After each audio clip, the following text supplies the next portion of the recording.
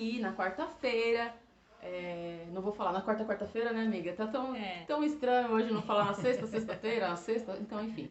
Mas nós vamos dar continuidade, como ontem também, né? E aí eu nós vamos falar hoje sobre a depressão e a questão também da pandemia, né? Como tudo isso afetou e como tudo isso também ajudou a aflorar e como tudo isso desencadeou e como tudo isso aconteceu, né? Começou lá na China, tô brincando, amiga.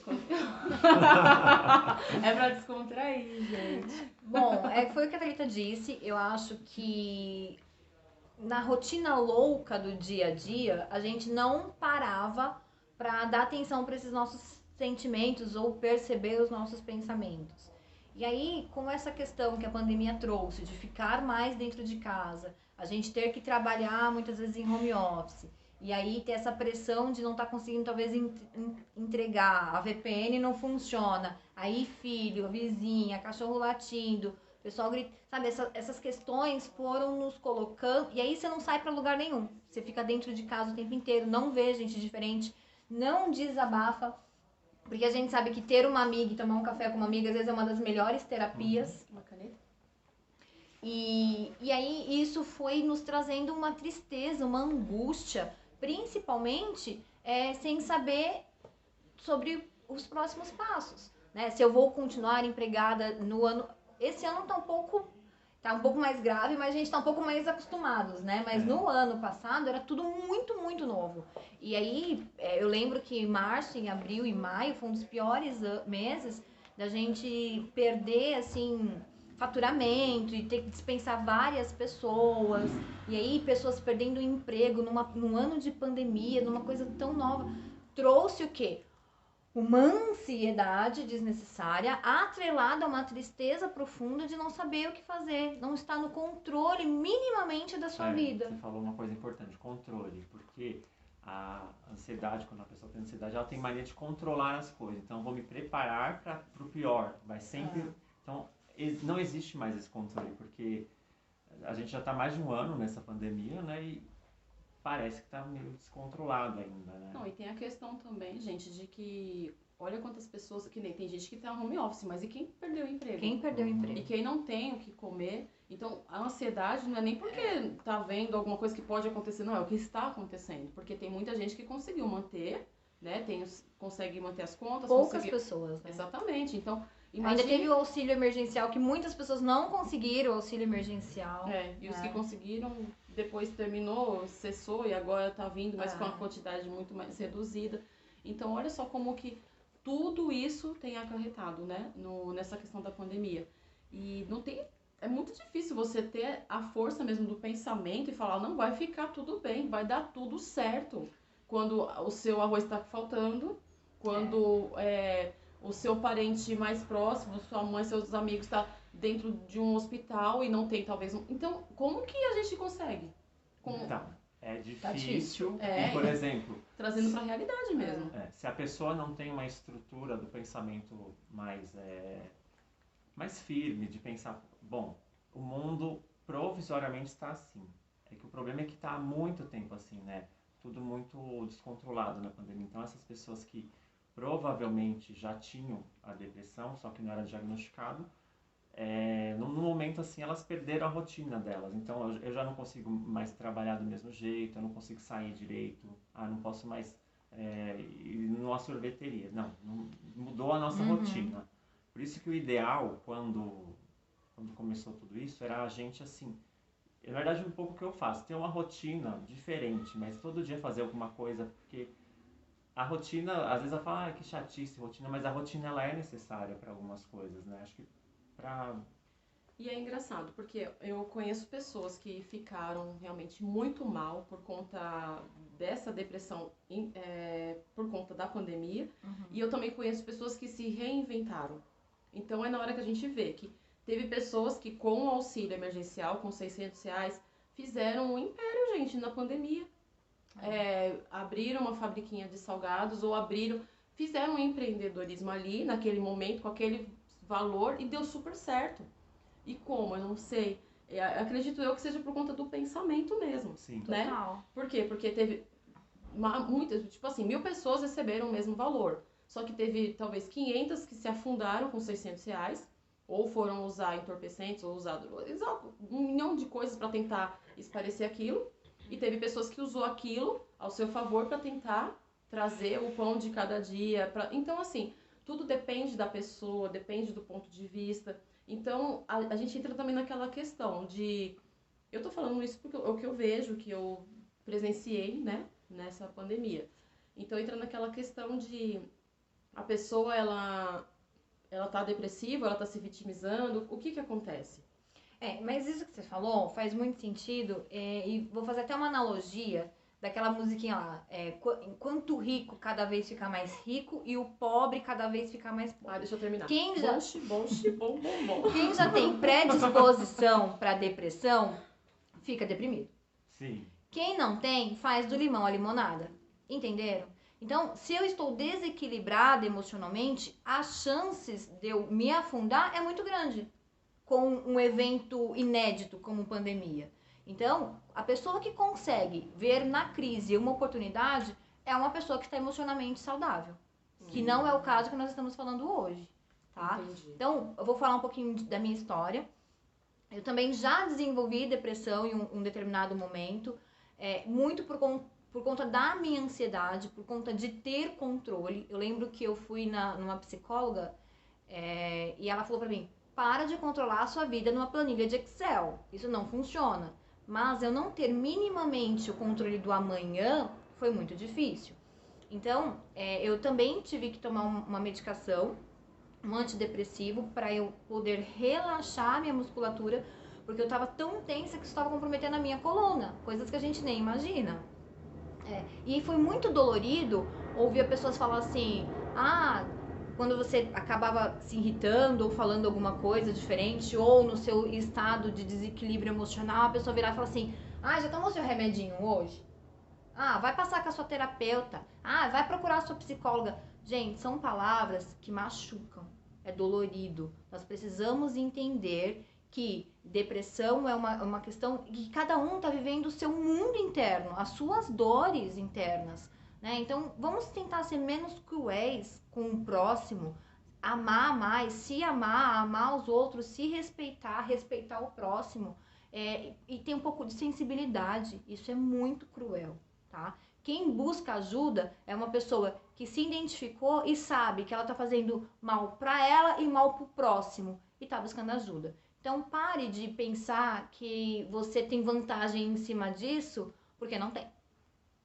Outro momento também, depois que eu já me curei um pouco dessa depressão, e teve muita coisa relacionada a Deus, por conta dessa dependência espiritual que a gente cria, e a gente acaba, né, pela religião, entendendo que nós somos, sim, dependentes de Deus. Nós temos um Deus que nos rege, nos governa e nos ajuda nessas questões.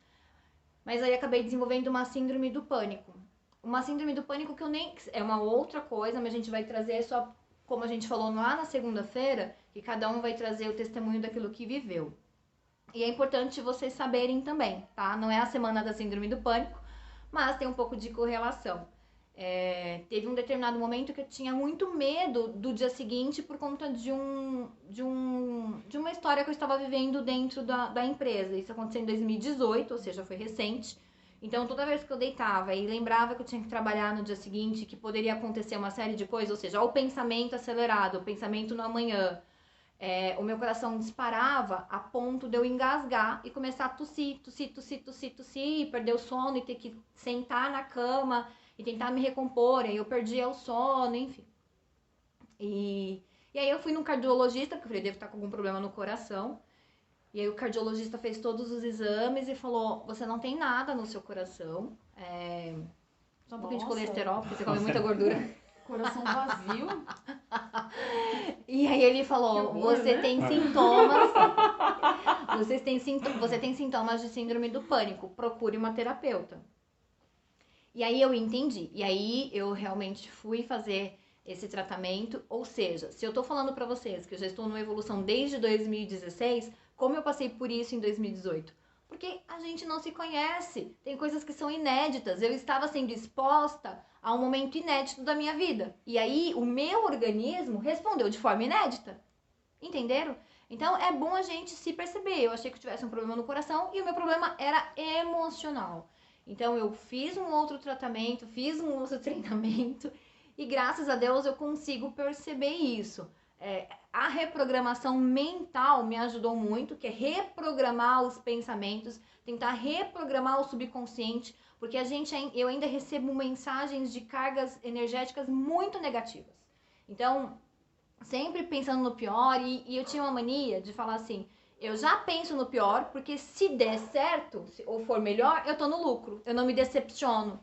E isso é uma forma ruim de ver, é uma forma negativa de associar tudo, né? E aí, eu acredito muito nisso, nessa questão da energia que a gente emana, e se eu só penso de forma negativa, eu só atraio de forma negativa. Eu sou contra uma positividade forçada. Eu vou dizer, também não é isso, tá? Mas é uma positividade pé no chão. Consciente. Olha, eu estou pensando mal? Para. Por que eu estou pensando assim? O que eu posso fazer para parar com esses pensamentos ruins? Porque a TCC, o princípio dela é o questionamento. Então, você se questiona. Eu vou até dar um exemplo aqui. Isso. Vamos supor que uma pessoa ela tenha um pensamento disfuncional, que ela é incapaz, burra, né? E, ao mesmo tempo, ela quer prestar um concurso que vai ser bom para a carreira dela. Aí ela... Bom, até procura, tal, ver como é o curso, mas aí ela trava. Uhum. O que aconteceu nesse caso? O pensamento disfuncional dela, que ela era burra, fez ela se sentir com vergonha e que, por consequência, ela agiu. Como que ela agiu? Ela, não vou prestar esse concurso.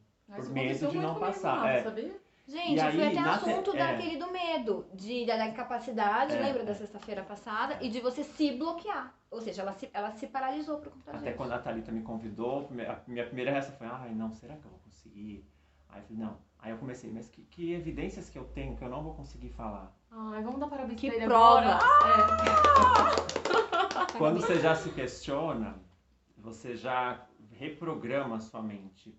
Mas isso assim, é depois de um tempo de terapia, que eu faço há 2 anos. Hoje, mas eu ainda tenho muita coisa para trabalhar. Mas assim, por exemplo, hoje eu sou melhor do que eu fui ontem. E amanhã vou ser melhor do que hoje. É o princípio da evolução nossa. Gente, isso aconteceu esses dias. Eu queria fazer um café da manhã pra minha equipe. Aí fui na padaria. Pra mim ninguém faz. Cheguei lá na padaria, tava lotada a fila, não tinha o bolo do milho que a gente queria, não tinha o pão de queijo, não tinha nada. Castigo. Gente, vou fazer nada não. Caramba, o dia já começou assim. Foi na Creuza. Não, eu não, fui trabalhar. Tá cancelado. O meu dia, eu pensei, nossa, meu dia vai ser horrível, porque já começou desse jeito. Na hora eu falei, tá cancelado, meu dia vai ser maravilhoso. Sim. E ele foi extraordinário. Então, se eu tivesse me alimentado, hoje é o dia do não, hoje é o dia do ruim, hoje é o dia do não sei o quê, eu viveria com certeza uma sequência de momentos desagradáveis. E é mais ou menos, quer dizer, Como exatamente pode? isso, né? A gente... um bolo de milho que não tinha. Tem que enxergar o copo sempre meio cheio ou meio vazio. Na verdade, quando você está com a visão distorcida do depressivo, você enxerga tudo meio vazio. Meio vazio. Mas na verdade é tudo a mesma coisa. É igual um exemplo também. Eu enxergava tudo quebrado, viu? O copo estilhaçado, quebrado. Vazio, quebrado mesmo. Tudo depende de como você olha. Por exemplo, você sai na rua, sei lá, pisei no cocô do cachorro. Fala que droga, meu dia começou assim.